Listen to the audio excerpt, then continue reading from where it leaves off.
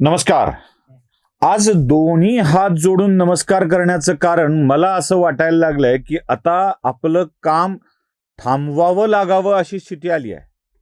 अर्थात ही दुःखाची स्थिती नाही आहे, ही आनंदाची स्थिती आहे. म्हणजे आता माझ्यासारख्या युट्यूबर्सनी, म्हणजे अगदी भाऊ तोरसेकर, प्रभाकर सूर्यवंशी किंवा हिंदीमध्ये काम करणारे हिंदुत्ववादी युट्यूबर, या सगळ्यांनी निवृत्ती घ्यावी अशी स्थिती आलेली आहे. कारण सगळ्या लोकांनी मिळून आमच्यावर एक ठपका ठेवलाय की आम्ही भाजपवाले आहोत. आम्ही हे स्वतः स्वीकारलंय की आम्ही हिंदुत्ववादी आहोत. पण आता आमचं काम करणारे अनेक जण वाढलेत, इतके वाढलेत, लोकांचं मनपरिवर्तन झालंय आणि ते सुद्धा भाजप, देवेंद्र फडणवीस आणि हिंदुत्व याची बाजू घेऊ लागलेत. काँग्रेसवाले हिंदू परंपरा पाळत नाहीत, मानत नाहीत, म्हणून आम्ही काँग्रेसवाल्यांचा विरोध करत होतो. त्यातले काँग्रेसचे नेते आता हिंदू परंपरा पाळायला लागलेत. म्हणजे राहुल गांधींना दत्तात्रय गोत्री ब्राह्मण म्हटल्याचं काय आम्हाला विशेष नाही वाटत, पण तरीही ते पाळायला लागलेत. अहो, काही काही पत्रकार तर यूट्यूबवर येऊन आता भाजपची आणि देवेंद्र फडणवीसांची बाजू घेऊ लागलेत. म्हणजे फडणवीसांना आता आमची गरज उरणार नाही अशी स्थिती आली आहे. भाजपला आमची आवश्यकता पडणार नाही अशी स्थिती आली आहे. त्यामुळं आता खूप जण आल्यावर आपण आपलं काम थांबवावं. आपलं काय खारीचा वाटा तेवढा टाकत होतो, पण आता काम थांबवावं अशी स्थिती आली आहे. का आली आहे ते मी तुम्हाला सांगतो. राजदीप सरदेसाई एक असे पत्रकार ज्यांना भाजप, नरेंद्र मोदी, देवेंद्र फडणवीस कधीच चांगले दिसले नाहीत. ते नेहमी याच्या विरोधात बोलत आले. पण राजदीप सरदेसाईंना प्रश्न विचारला की देवेंद्र फडणवीस होऊ शकतात का, तर राजदीप सरदेसाई उत्तर देतात, हो. जरा ऐका.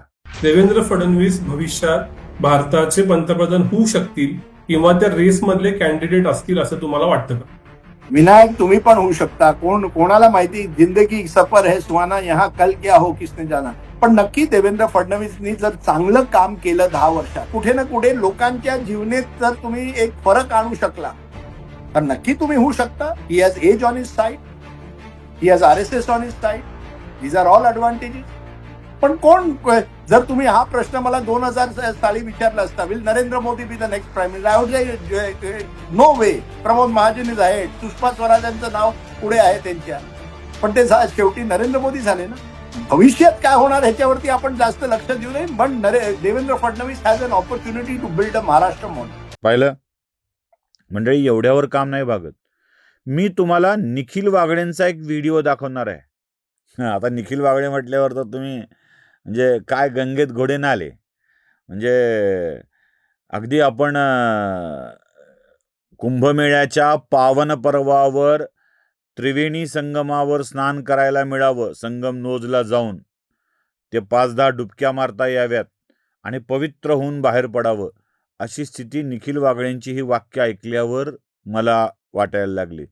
जरा निखिल वागळे एका टीव्ही चॅनलला दिलेल्या मुलाखतीत काय बोलतात ते ऐका. देवेंद्र फडणवीस जेव्हा या प्रोजेक्टची नावं सांगतील की हे प्रोजेक्ट आम्ही केले, ते खोडून काढता येणार नाही ठाकरे बंधू. हे प्रोजेक्ट त्यांनीच केलेले आहे, लक्षात घ्या.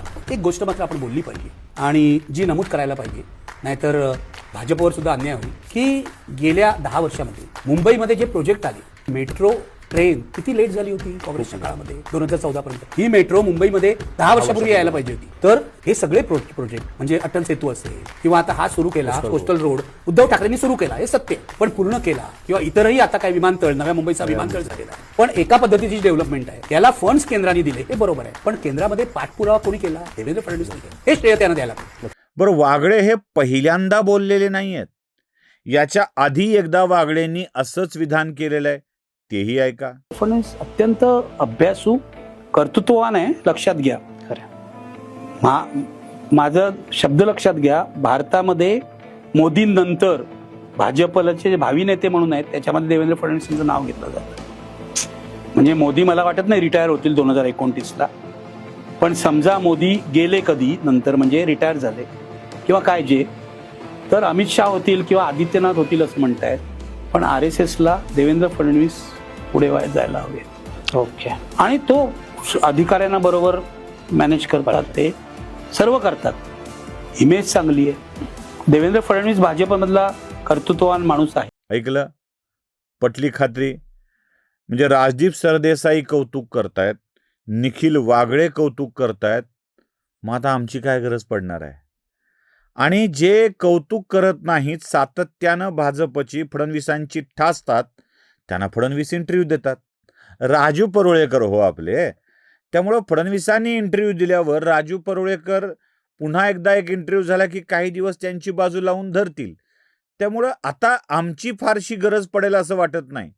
त्यामुळं वाटतंय की उगाच विरोधी भूमिका घेण्याच्या पेक्षा, म्हणजे हे वाईट आहे ना की आपली माणसं जी मोठी झालीत त्यांना मोठं झाल्यावर विरोध करणं अयोग्य आहे.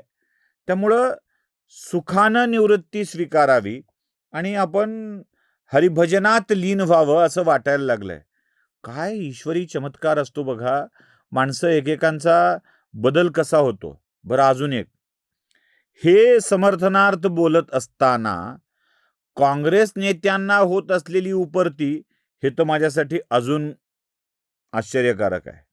म्हणजे धन्य धन्य झाल्यासारखं वाटतंय. म्हणजे याजसाठी केला होता अट्टहास आणि आपलाच शेवटचा दिस गोड व्हावा अशी स्थिती आहे. विजय वडेट्टीवार, ज्यांचा पक्ष, ज्यांचा नेता हिंदू परंपरांना कधी मानत नव्हता, अजित पवारांच्या निधनानंतर यांना हिंदू परंपरेनुसार काय होतंय आणि काय नाही याची आठवण व्हायला लागली हो. किती महानतम वाक्य त्यांच्या तोंडातून बाहेर पडली, जरा ऐका. आपल्या संस्कृतीला आणि आपल्या हिंदू परंपरेला धरून हा काही कार्यक्रम शपथविधीचा झाला असं कोणीच मानायला तयार नाही. त्या संदर्भात खूप मोठ्या प्रमाणामध्ये ट्रोल केला जात आहे. हा निर्णय सुनेत्राताई पवारांनी का एवढा घाईने घेतला असं लोकांचं मत आहे. आपल्या संस्कृतीमध्ये दशक्रिया झाल्यानंतर कुठलंही असं काम किंवा नवीन पदभार, नवीन काम हाती घेऊ शकत नाही. ऐकली? आता एवढं सगळं ऐकल्यावर आमच्यासारख्या हिंदुत्ववाद्यांची ती बाजू मांडणं आवश्यक आहे का, हा प्रश्न आहे ना. त्यामुळं आता गरज नाही असं वाटायला लागलंय. हां, जाता आता गरज नसल्याचं एक कारण सांगतो, अजून एक कारण सांगतो. सरसंघचालक, राष्ट्रीय स्वयंसेवक संघाचे सरसंघचालक महाराष्ट्रभराच्या दौऱ्यावर आले होते. विश्वसंवाद केंद्र त्यांच्या कार्यक्रमाचं रेकॉर्डिंग करत होतं. विश्वसंवाद मधल्याच एका मुंबईतल्या पदाधिकाऱ्याचा मला फोन आला आणि ते म्हणाले की श्रद्धेय मोहनजींचे भाषणं तुम्ही वेगवेगळ्या चॅनलवर किंवा तुमच्या चॅनलवर चालवावीत असं आम्हाला वाटतंय. मी सहर्ष स्वीकारलं आणि इथल्याच एका विश्वसंवाद केंद्राच्या संपादकाला फोन केला की बाबांनो, इथे संभाजीनगरला झालेली भाषणं मला द्याल का? तेव्हा त्यांनी वापरलेलं वाक्य फार छान होतं. ते म्हणाले, बाहेरच्या माणसांना हे व्हिडिओ द्यायचं नाही असं ठरलंय. त्यामुळं विश्वसंवाद केंद्र आम्हाला बाहेरचं समजतो. बाकी सगळे पत्रकार आम्ही करत असलेलं काम आता हिरिहिरीनं करायला लागलेली आहेत. काँग्रेसवाल्यांच्याही मनात हिंदुत्वाचा विचार आता जोर धरू लागलेला आहे. त्यामुळं आपण आता थांबलेलं बरं असा विचार येऊ लागलाय. तेव्हा तुम्हीच सांगा काय करावं, काय नको ते. नमस्कार. स्वधर्म जागृतीचा विधायक बुरुज